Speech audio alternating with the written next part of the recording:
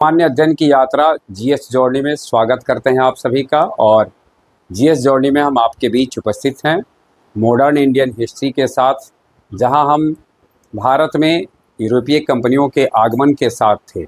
भारत में यूरोपीय कंपनियों का आगमन होता है, उसमें पुर्तगाली और डच आए, इसकी चर्चा हम कर चुके थे। और आज हम आपके बीच में हैं भारत में अंग्रेजों के आगमन, यानी भारत में उस कंपनी का आगमन जिसने भारत में आकर भारत में अपना साम्राज्य फैलाया। हालांकि हम आज चर्चा करेंगे तो केवल उसके आगमन की चर्चा करेंगे, उसके साम्राज्य विस्तार की कोई चर्चा यहाँ नहीं करेंगे। फिलहाल हम उसके आगमन की चर्चा करते हैं। ब्रिटिश कंपनी के आगमन की से पहले हमें समझना पड़ेगा 15वीं शताब्दी के उत्तरार्ध और 16वीं शताब्दी के उत्तरार्ध कह लें और 17वीं शताब्दी के आरंभ में ब्रिटेन का जो आधुनिक इतिहास है उसका सबसे स्वर्ण काल था। यानी कहा जा सकता है जिस समय ब्रिटेन अपने सबसे मजबूती में था, तो उन दिनों ब्रिटेन की महारानी थी एलिजाबेथ प्रथम। एलिजाबेथ प्रथम ब्रिटेन की क्या थी? महारानी। इनके समय में ब्रिटेन का स्वर्णकाल समझा जाता है। यानी अगर आपसे ये पूछा जाए कि आधुनिक ब्रिटेन में किसके समय को ब्रिटेन का स्वर्णकाल समझा जाता है, तो महारानी एलिजाबेथ प्रथम का। एलिजाबेथ प्रथम के समय 31 दिसंबर 1600 को 31 दिसंबर 1600 ईस्वी को बहुत से कंपनियों का एक यूनियन बना, जिसका लक्ष्य था पूर्व के देशों के साथ व्यापार करने का, जिसे हम लोग शॉर्टकट ईस्ट इंडिया कंपनी के नाम से जानते हैं। EIC, ईस्ट इंडिया कंपनी के नाम से हम लोग जानते हैं। लेकिन ईस्ट इंडिया कंपनी का वास्तविक नाम ईस्ट इंडिया कंपनी नहीं था। अगर इसकी वास्तविक चीज़ अगर हम देखेंगे तो शॉर्टकट कहते थे इसको, तो वास्तविक नाम था the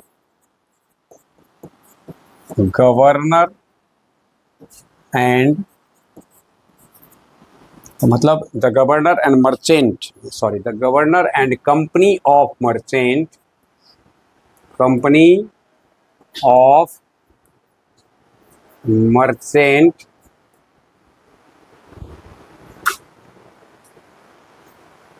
two the merchant of London trading into the East Indies, into the East Indies, यानी पूर्व के देशों के साथ व्यापार करने के लिए एक यह कंपनी का गठन किया गया। यह वास्तव में एक कंपनी नहीं थी, बल्कि कई कंपनियों का एक जो है सो कलेक्शन था, और ये शेयर पर चलते थे। यानी इसमें जो मूल रूप से ये कंपनी थी वो किस पे चला करते थी? शेयर पर। शेयर मतलब साझे पर चलने वाली कंपनी थी। इस कंपनी को प्रमाण पत्र मिला, महारानी एलिजाबेथ के द्वारा प्रमाण पत्र मिला, और ये कंपनी ने अपना व्यापार शुरू किया। अब यहाँ से देखिए 1600 ईस्वी में इसकी स्थापना तो हो जाती है, लेकिन भारत अगर हम आने की बात करेंगे तो भारत में आते आते इस देर कर दिया, और इसका भारत में पहुंचने का से पहले ही भारत में एक कंपनी पहले पहुंच चुकी थी, नीदरलैंड वाली। 1601 ईस्वी में, ध्यान में रखना है, 1601 ईस्वी में इस कंपनी का, इसे हम शॉर्टकट अभी क्या किस नाम से जानेंगे? ईस्ट इंडिया कंपनी से। तो 1601 ईस्वी में EIC का जहाज चला, लेकिन यह जहाज भारत नहीं पहुंचता है। यानी 1601 ईस्वी में यह जहाज पहुंचता कहां तक है? इंडोनेशिया तक। जहाज इंडोनेशिया पहुंचता है, इंडोनेशिया पहुंचा। तो दिमाग में हमें इस बात को रखना है कि पूर्व के देशों के साथ जब चला था तो ऐसा नहीं है कि वह सीधे भारत पहुंचा। भारत आने से पहले वह इंडोनेशिया में पहुंचता है 1601 ईस्वी में। अब जो भारत के लिए आया वह हेक्टर नाम का जहाज का नाम देखिए, हेक्टर। हेक्टर नामक, यानी देखते हैं जहाज है हेक्टर, इसका कैप्टन है हॉकिंस, कैप्टन है हॉकिंस। वर्ष है 1608 ईस्वी। अब बंदरगाह है, जहां पहुंचता है वह है सूरत। अब देखिए जब भारत आता है, यानी EIC का जो पहला जहाज आया भारत, उसका नाम क्या था? तो उसका नाम था हेक्टर। हेक्टर नामक जहाज का कैप्टन हॉकिंस है, और हॉकिंस पहुंचता है 1608 ईस्वी में गुजरात के सूरत बंदरगाह पर पहुंचता है, और वहां पर ही उसकी पहली फैक्ट्री बनता है जो अस्थाई है। ध्यान में रखना है, यही सूरत में कंपनी का प्रथम अस्थाई फैक्ट्री आता है। 1608 ईस्वी में बना कंपनी का प्रथम अस्थाई फैक्ट्री। इस फैक्ट्री को अस्थाई कर दिया गया 13 में, यानी सूरत का जो ये फैक्ट्री है इसको अस्थाई कब कर दिया जाता है? अस्थाई 1613 में। अब जिस समय हॉकिंस भारत पहुंचा था उस समय मुगल सम्राट जहांगीर थे। ध्यान में रखना, मुगल सम्राट कौन थे? जहांगीर थे। लेकिन सूरत में उन दिनों सूरत की सूबेदारी जहांगीर के पास नहीं थी। जहांगीर तो मुगल सम्राट थे, और सूरत में सूबेदार थे खुर्रम। सूरत के सूबेदार उन दिनों कौन थे? कि सूबेदार खुर्रम थे। वही खुर्रम है जो शाहजहां बनकर के गद्दी संभालेंगे। तो पहले खुर्रम से मिलते हैं हॉकिंस, और फिर मुगल दरबार में आते हैं। मुगल दरबार, मुगल सम्राट जहांगीर के दरबार में पहुंचते हैं। जहांगीर ने उनका काफ़ी स्वागत किया, उसकी खूब सेवा शुश्रूषा की गई, लेकिन जहांगीर ने उनको अपने यहाँ फैक्ट्री खोलने की इजाज़त नहीं दी, परंतु काफ़ी प्रभावित हुआ, क्योंकि हॉकिंस फारसी भाषा का बहुत अच्छा ज्ञाता था, और इसके फारसी बोलने के कारण मुगल सम्राट जहांगीर ने हॉकिंस को इंग्लिश खान कहा। खान, इंग्लिश खान। क्या कहा? इंग्लिश खान की उपाधि दी। अगर आपसे पूछा जाए कि इंग्लिश खान की उपाधि किसे दी गई थी? हॉकिंस को। किसने दी थी? तो दी थी मुगल सम्राट जहांगीर ने। क्यों दी थी? तो उसके फारसी भाषा के जो उसके प्रति जो उसकी जानकारी थी, इससे प्रसन्न होकर, और साथ साथ 400 मनसब भी प्रदान किया। 400 मनसब। तो एक बार ध्यान में रखना है, पहला जहाज जो कि भारत पहुंचा वो था हेक्टर। किस ईस्वी में पहुंचा? 1608 ईस्वी में सूरत बंदरगाह पर पहुंचता है। उन दिनों सूरत की सूबेदारी किसके पास थी? तो सूरत की सूबेदारी खुर्रम के पास थी। खुर्रम ही बाद में चल करके शाहजहां बन करके मुगल सम्राट बनते हैं, और 1608 ईस्वी में सूरत में ही उसने एक फैक्ट्री भी बनाई, जिसको कि बाद में अस्थाई फैक्ट्री बनने का मिलता है 1613 में। लेकिन उससे पहले 1611 ईस्वी में मसूलीपट्टनम में, जिसकी चर्चा हमने किया, आंध्र प्रदेश में है मसूलीपट्टनम में। अगर आप यहाँ से थोड़ा सा देखें, क्वेश्चन में कई बार मसूलीपट्टनम में अंग्रेजों की दूसरी फैक्ट्री, लेकिन अंग्रेजों की दूसरी फैक्ट्री, दूसरा कारखाना, कारखाना। परंतु अगर सीधा यह न रहे कि अंग्रेजों का पहला कारखाना कहाँ खुला, तब तो हम बता देंगे कि सूरत में। लेकिन अगर पूछा जाए कि अंग्रेजों की पहली अस्थाई फैक्ट्री कहाँ, तब उत्तर हमारा होगा मसूलीपट्टनम। कहाँ है? आंध्र प्रदेश में। कब खुला? 1611 ईस्वी में। 1611 ईस्वी में इसकी पहली फैक्ट्री खुली। उसके बाद 1613 में, जैसा कि हमने जिक्र किया, कि जो सूरत वाली थी उसको अस्थाई कर दिया गया। और इसके बाद देखिए 1615 ईस्वी में ब्रिटिश सम्राट जेम्स प्रथम 1615 ईस्वी जेम्स प्रथम का राजदूत बनकर, जेम्स प्रथम का राजदूत बनकर आता है टॉमस रो। टॉमस रो पहुंचता है कहाँ? जहांगीर के दरबार में। जहांगीर, मुगल सम्राट जहांगीर के दरबार में पहुंचता है। लगभग 3 वर्षों तक यह रहता है।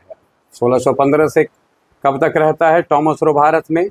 1615 से 1618 ईस्वी तक रहता है। और इस 3 साल के अंदर इसने मुगल सम्राट को बहुत हद तक प्रभावित करने की कोशिश किया और कई प्रकार के ईस्ट इंडिया कंपनी के को कई प्रकार की छूट मिली, व्यापार करने का उनको अधिकार मिला। तो इस तरीके से कह सकते हैं कि इंग्लिश खान अर्थात कि हॉकिंस को तो उतना अब मतलब मुगल सम्राट ने ज़्यादा महत्व नहीं दिया, लेकिन 1615 ईस्वी में जब टॉमस रो आया तो उसको बहुत कुछ इससे प्राप्त हुआ। अब देखिए 1632 ईस्वी ब्रिटिश ईस्ट इंडिया कंपनी के लिए काफ़ी महत्वपूर्ण था। 1632 ईस्वी में 1632 ईस्वी में गोलकुंडा के सुल्तान अब्दुल्ला कुतुब शाह से, गोलकुंडा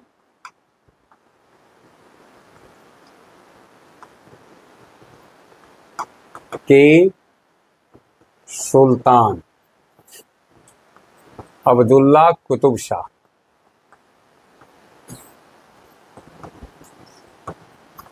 कुतुब शाह, ध्यान में रखना है। अब्दुल्ला कुतुब शाह कहाँ के सुल्तान हैं? गोलकुंडा के सुल्तान हैं। गोलकुंडा से उसने 500 पौंड वार्षिक पर, जितने गोलकुंडा के बंदरगाह थे उससे व्यापार करने की अनुमति प्राप्त कर लिया। कितना पर?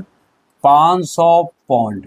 पौंड स्टर्लिंग वहाँ का क्या था? मुद्रा। 500 पौंड वार्षिक पर, ध्यान में रखना है हम। वार्षिक पर सभी बंदरगाहों से, गोलकुंडा के सभी बंदरगाहों से उनको व्यापार करने की अनुमति प्राप्त हो गई। इस तरीके से कहा जा सकता है कि यह एक बहुत बड़ी उपलब्धि थी कि महज 500 पौंड वार्षिक देना है और 500 पौंड के बाद उनको कर मिल गया क्या चीज़? पूरे बंदरगाह मिल गए। इसके बाद देखिए बंदरगाह मिल जाता है गोलकुंडा में। और अब एक घटना घटती है 1661 ईस्वी में। 1661 ईस्वी में ब्रिटिश युवराज या ब्रिटिश प्रिंस कह लें, ब्रिटिश सम्राट के सुपुत्र कह लें, है ना, या सम्राट कह लें, ब्रिटिश सम्राट चार्ल्स द्वितीय, सम्राट चार्ल्स द्वितीय का विवाह होता है पुर्तगाली राजकुमारी से।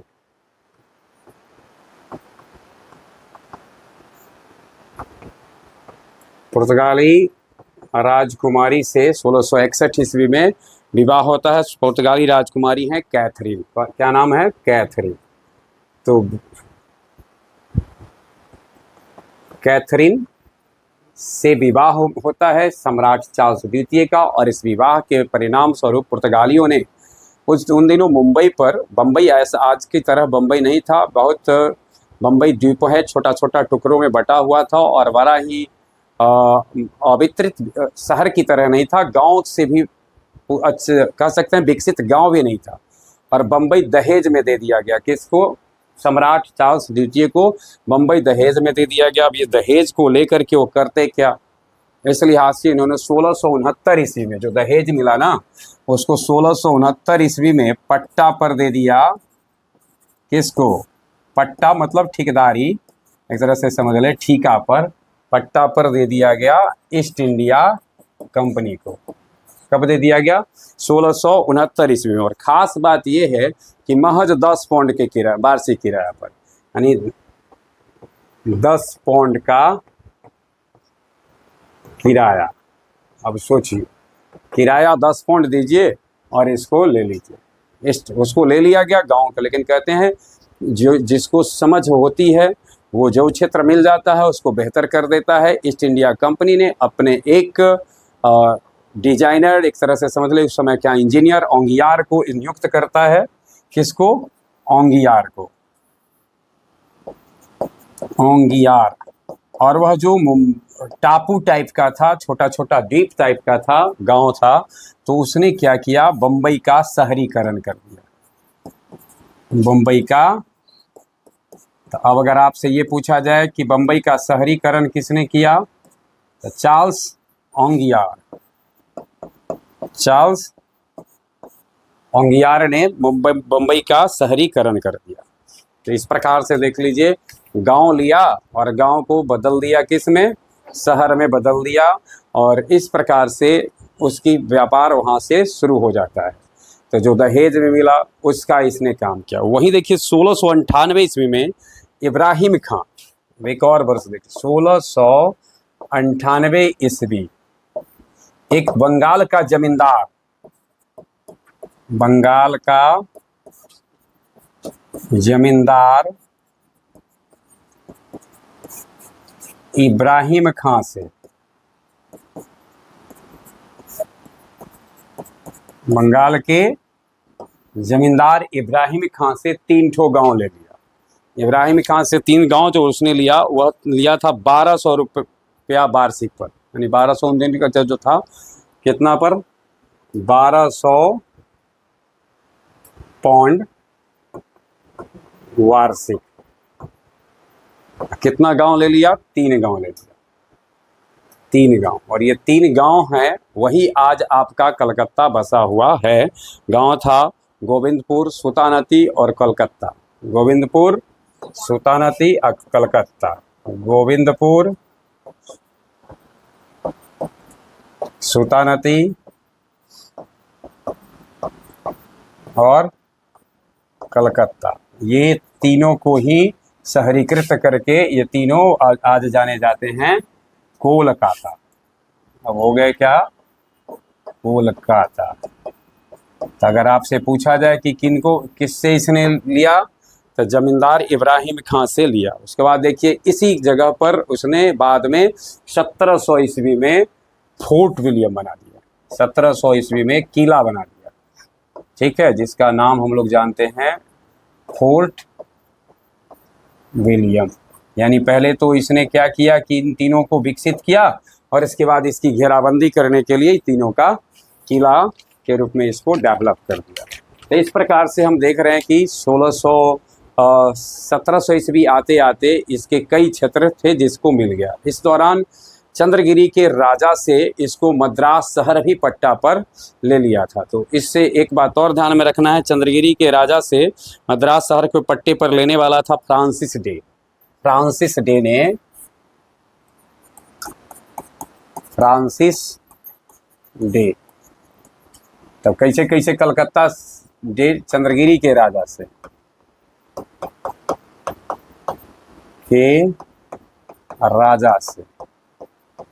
मद्रास, जब चेन्नई के नाम से जाना जाता है, को पट्टा पर ले लिया। तो इस प्रकार से बम्बई, मद्रास, कोलकाता, तीनों पर इस से जगह से अपना व्यापार इसने शुरू किया। अब थोड़ा सा समझेंगे, इधर मुगल सम्राट भी, जब औरंगजेब का निधन हो जाता है 1707 ईस्वी में, तो मुगल सम्राट भी जर्जर हालात में आ गया था, मुगल राज्य भी। तो मुगल साम्राज्य की जर्जरता का भी लाभ अंग्रेजों को मिलता है। और 1715 ईस्वी में, 1715 ईस्वी में, इससे पहले हमने कहा कि 1707 ईस्वी में औरंगजेब की मृत्यु हुई। 1707 ईस्वी में औरंगजेब की जो मृत्यु होती है, तो इससे मुगल साम्राज्य को 2 रूपों में पढ़ते हैं हम लोग। एक 1707 से पहले का, अर्थात 1526 से 1707 का, और बाद में 1707 से लेकर 1857 तक का। तो 1707 से जो 1857 तक का जो मुगल साम्राज्य कहा जाता है, उनके शासकों को परवर्ती मुगल सम्राट कहते हैं, या उत्तर मुगल, मतलब कह सकते हैं कि जो उसका उत्तरार्ध था उतना ज़्यादा पावरफुल नहीं था, धीरे धीरे धीरे बिखर रहा था और उसका लाभ में मिला था। 1715 ईस्वी में फर्रुखसियर से मिलने के लिए, जिससे फर्रुखसियर शेयर से मिलने के लिए एक प्रतिनिधि मंडल पहुंचता है, इससे मिलने मुगल सम्राट, मुगल सम्राट फर्रुखसियर से मिलने के लिए एक प्रतिनिधि मंडल पहुंचता है। इस प्रतिनिधि मंडल में एक हैमिल्टन नाम का डॉक्टर था। इसमें प्रतिनिधि मंडल में कौन है? हैमिल्टन चिकित्सक था। और उन दिनों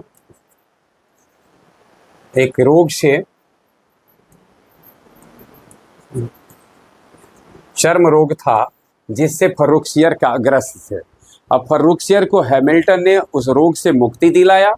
अब परिणाम स्वरूप खुश होकर, हैमिल्टन ने के उपचार से खुश होकर सम्राट फर्रुखसियर ने एक सुनहरा फरमान दिया, जिसे कि मुगल सम्राट का सुनहरा फरमान कहा जाता है। अब इसके तहत उन्होंने कहा कि किया क्या, तो इस सुनहरे फरमान में, पहले तो समझ गए कि सुनहरा फरमान का आधार क्या था, तो ये मिले थे और उसको ठीक किया गया। ध्यान में रखें, मिला था 1715 में, लेकिन ये फरमान जारी किया था 1717 ईस्वी में। तो अगर आपसे ये पूछा जाए कि फर्रुखसियर ने ईस्ट इंडिया कंपनी के लिए सुनहरा फरमान कब जारी किया, तब हम कहेंगे 1717 ईस्वी। लेकिन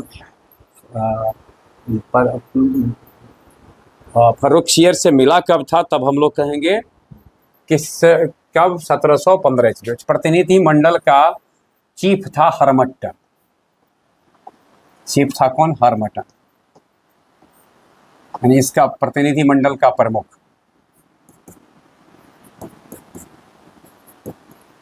और उस प्रतिनिधि मंडल का एक सदस्य था हैमिल्टन, डॉक्टर था, चिकित्सक था, जिसने इलाज किया।